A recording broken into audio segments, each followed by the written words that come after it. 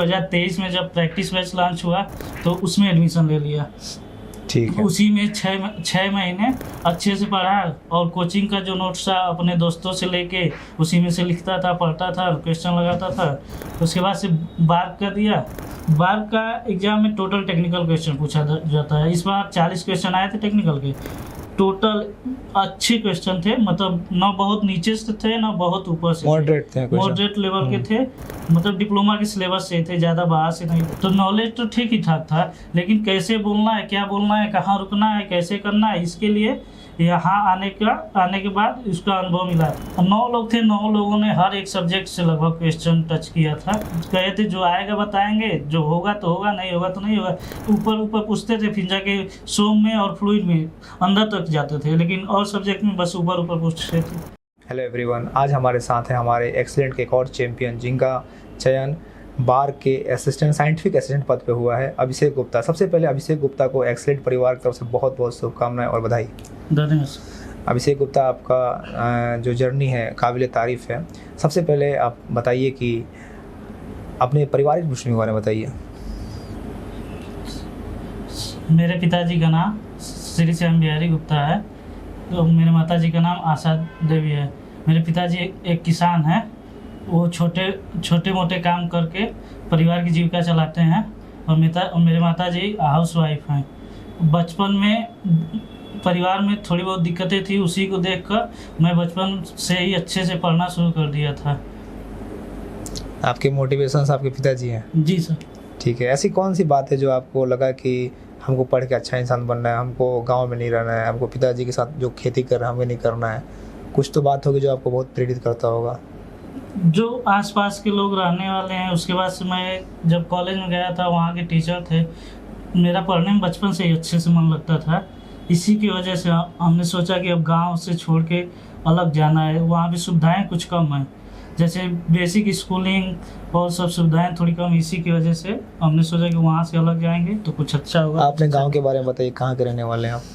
मेरे गांव का नाम रेवली नरहरपुर है, जो मऊ जिले के तहसील घोसी में पड़ता है। आपका स्कूलिंग कहाँ से है? मैंने अपना 10वीं गांव के ही एक school Shri Shankar ji inter college Pajjua Bela का सेला मऊ से 86% से पास किया था। अपने गांव और परिवार को लेकर बहुत भावुक हो गए हैं अभिषेक गुप्ता। हम समझ सकते हैं कि आप कितनी मुश्किल से गांव का बच्चा निकलता है, और बहुत से जो आपकी बातों से लग रहा है कि उसमें कितनी दर्द है, वो लग रहा है कि वो सारी चीज़ों को आप महसूस कर रहे हैं। ठीक है। और हमको लगता है कि जो जीवन की जो समस्याएं होती हैं, जो परेशानियां होती हैं, वही हमारा रियल मोटिवेशन होता है, और अभिषेक उसका जीता जागता उदाहरण है। तो जो हम ज़िंदगी में होता है वो अच्छे के लिए होता है, और आपने उस चीज़ को महसूस किया और आपने बेहतर किया। तो आपने स्कूलिंग गांव से किया था? जी सर। गांव 10वीं गांव से किया। अपने स्कूल के बारे में बताइए, कौन से स्कूल से किए थे आप? 10वीं। हाँ, डिप्लोमा। 10th? मैंने 10वीं SSJ inter college Shri Shankar ji inter college Pajjua Bela का सेला मऊ से ही किया था। तो गांव से आप निकले तो सीधे डिप्लोमा में पॉलिटेक्निक कॉलेज में गए? जी सर। कौन से कॉलेज में दाखिला लिया आपने? महाराणा प्रताप पॉलिटेक्निक गोरखपुर में सिविल इंजीनियरिंग ब्रांच में। तो कैसा अनुभव? आप गांव से पहली बार एक बच्चा गांव से घोसी से निकल कर जाता है जब गोरखपुर में, तो क्या अनुभव रहा 3 साल में? अच्छा ही था। जब मैंने पहली बार गया था तो वहाँ एक ही बार में 3 महीने रह गया था, इतना पढ़ने का मन था। अच्छा। उसके बाद से 3 महीने बाद आया, फिर तो उसी में जाता गया आता गया। बीच में कोरोना आ गया, फिर घर आया तो उस समय मोबाइल लिया, ऑनलाइन पढ़ना शुरू किया। धीरे धीरे पढ़ते आपने सिविल से डिप्लोमा क्यों किया? एक भैया थे, वही बोले कर लो तो कर लिए सिविल से डिप्लोमा। उस समय उतना नॉलेज नहीं था गाँव में, नहीं तो और कुछ सोचे होते। तो दूसरों के कहने पे आपने सिविल से डिप्लोमा किया। आपने 3 साल पढ़ने के बाद आपको महसूस हुआ कि सिविल के लिए बने हो, इंटरेस्ट आया उसमें? इंटरेस्ट आया ना। सोम पढ़े थे, जब FM पढ़े थे तो वो अच्छा लगा था। उसके बाद से जब RCC पढ़े तब और अच्छा लगा था। अच्छा। तो फिर उसके बाद डिप्लोमा कंप्लीट करने के बाद आपका क्या किया आपने? मैंने फिर बीटेक में लेटरल एंट्री से एडमिशन ले लिया। कहाँ पे बीटेक में एडमिशन लिया था आपने? Institute of engineering rural technology Prayagraj, IRT में? जी सर। ठीक है। एक्सीलेंट में आपका कैसे जुड़ाव हुआ? एक्सीलेंट में मेरे सीनियर एक थे, 2021 में CPWD में हुए थे, उनसे बातचीत हुई थी। वो बोले अच्छा पढ़ाते हैं लोग, अगर कॉलेज से टाइम मिले तो ज्वाइन कर लेना। उसके बाद से 2022 में मेरा एक दोस्त था आकाश कुमार, उसका 2022 में CPWD में हुआ। उसी के साथ मेंस के बैच में जाना शुरू किया, पढ़ना अच्छा लगा। सेमेस्टर भी अच्छे से जाता था उसी की वजह से। फिर 2023 में जब प्रैक्टिस बैच लॉन्च हुआ तो उसमें एडमिशन ले लिया। ठीक है। उसी में छः महीने अच्छे से पढ़ा और कोचिंग का जो नोट्स था अपने दोस्तों से लेके उसी में से लिखता था, पढ़ता था, क्वेश्चन लगाता था। उसके बाद से धीरे धीरे एग्ज़ाम दिया तो होता गया। पहली बार जब मैंने एग्ज़ाम दिया था ना तो उसमें मेरा 50 नंबर बस आया था 200 में से। फिर दूसरी बार जब दिया तो 90 नंबर आया। फिर 134 नंबर आया NHPC JEE में।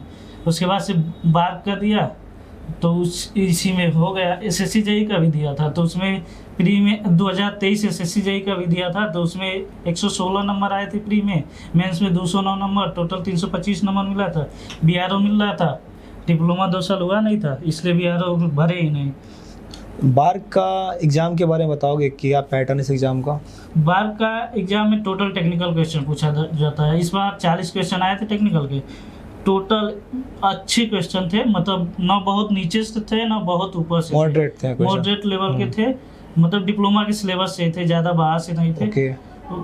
वो बस वैसे आराम से पेपर दिया था उस समय बिना चिंता का हो गया। उसमें 101 नंबर आया था। जब आप सिलेक्ट हुए इंटरव्यू के लिए तो एक्सीलेंट का इंटरव्यू प्लान आपने ज्वाइन किया था, यस, उसमें कितना फ़ायदा मिला आपको? उसका बहुत ज़्यादा बेनिफिट मिला था। यहाँ पे आया था मैं जब इंटरव्यू देने तो नॉलेज तो ठीक ही ठाक था, लेकिन कैसे बोलना है, क्या बोलना है, कहाँ रुकना है, कैसे करना है, इसके लिए यहाँ आने के बाद उसका अनुभव मिला था। उसका हमें वहाँ पे इंटरव्यू के टाइम बहुत ज़्यादा फायदा मिला था। Okay okay.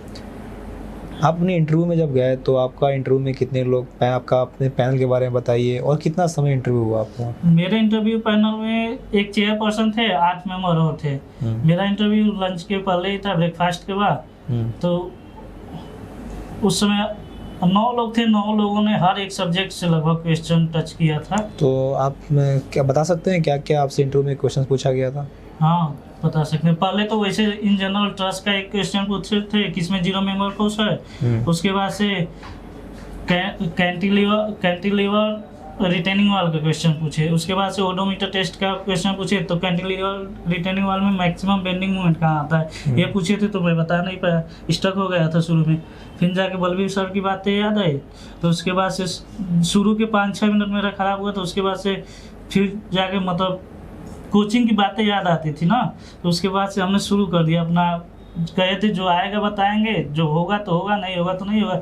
उसके बाद से 8 लोगों ने सब सब्जेक्ट से क्वेश्चन पूछा था और किक तक से पूछा था। पहले शुरू में ऊपर पूछते थे, फिर जाके सोम में और फ्लूइड में अंदर तक जाते थे, लेकिन और सब्जेक्ट में बस ऊपर पूछते थे नॉर्मल। चलिए, बहुत बढ़िया।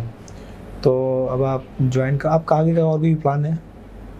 आगे का अभी देखते हैं। अभी तो इसी को ज्वाइन करना है। अभी SSC JEE प्री में 126 नंबर है, मेंस देना है। उसके बाद अभी ज्वाइन करेंगे। SSC JEE प्री में कितने नंबर आए आपको? 126 नंबर। तो अभी मेंस भी है आपका? हाँ, मेंस। ठीक है। तो आपको हम आगे के लिए, मेंस के लिए शुभकामनाएं देते हैं कि आप बेहतर कीजिए, अच्छा रैंक लाइए और आपके उज्जवल भविष्य की हम कामना करते हैं।